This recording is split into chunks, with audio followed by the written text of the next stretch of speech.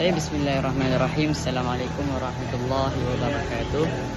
Alhamdulillah rabbil alamin, wassalatu wassalamu ala asyrafil anbiya'i wal mursalin wa ala alihi washabihi ajmain, amma ba'd.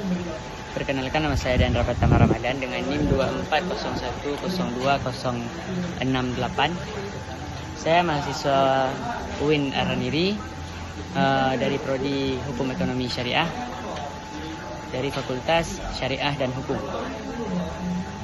Jadi di sini saya akan memaparkan sedikit tentang fikih mawaris. Jadi apa sih fikih mawaris itu? Jadi fikih secara bahasa adalah pemahaman, sedangkan mawaris itu adalah harta warisan.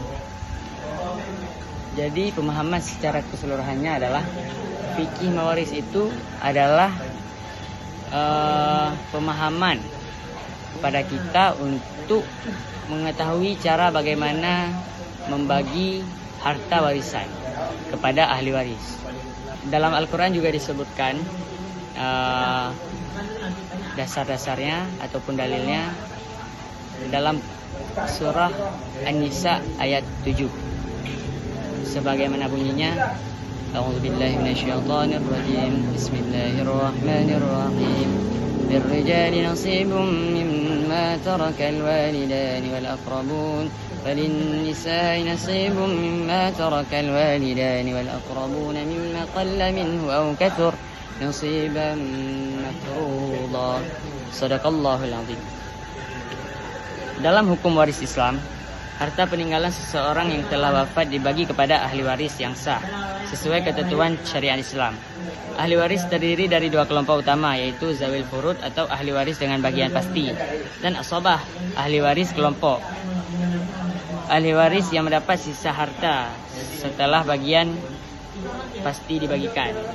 Kelompok zawil furud mencakup ahli waris seperti suami, istri, ayah, ibu, nenek, anak perempuan, dan saudara perempuan yang masing-masing telah ditentukan bagiannya dalam Al-Quran.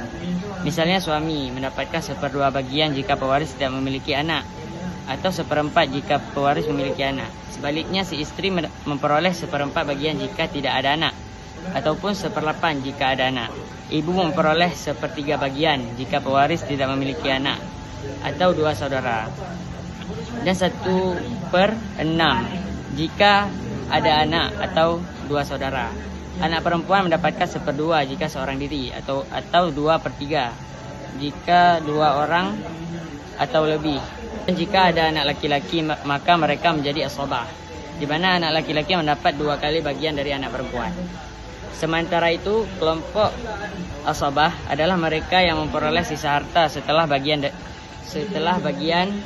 pasti dibagikan. Kelompok ini mencakup anak laki-laki, ayah jika tidak ada anak, saudara laki-laki, dan paman. Jika tidak ada ahli waris dari kelompok zawil furud, maka seluruh harta diwariskan kepada asabah.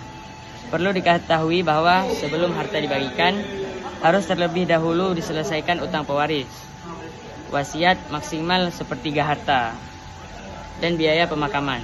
Selain itu, ada beberapa hal yang dapat menggugurkan hak waris, seperti pembunuhan terhadap pewaris atau perbedaan agama, tergantung pada pendapat ulama yang diikuti.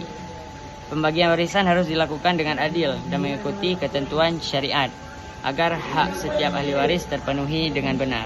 Mungkin cukup sekian pemaparan dari saya mengenai fikih mawaris.